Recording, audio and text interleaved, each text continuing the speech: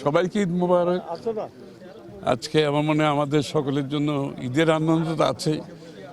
একটি দেশের পরিবর্তিত পরিবেশে, একটি গণতান্ত্রিক পরিবেশে দিকে আমরা একটা, আমার মনে হয় এইবারের আনন্দটা একটু ভিন্ন।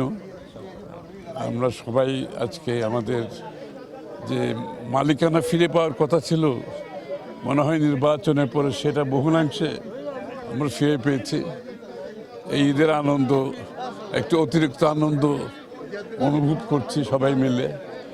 তো আমরা তো এইভাবেই থাকতে পারি, দেশটা যাতে এইভাবেই থাকে, সবাই মুক্ত অবস্থায় থাকতে পারে, মুক্তভাবে কথা বলতে পারে, মুক্তভাবে চলতে পারে, তার সব সাংবিধানিক রাজনীতিক গণতান্ত্রিক অধিকার যাতে সে ভোগ করতে পারে, এটা ঈদের সাথে তারও একটা সম্পর্কিত ব্যাপার আছে। তো মুক্ত মানুষ না হলে ঈদের আনন্দ সেভাবে আসে না। তো আমার মনে হয় এবার ঈদের আনন্দটা একটু ভিন্ন।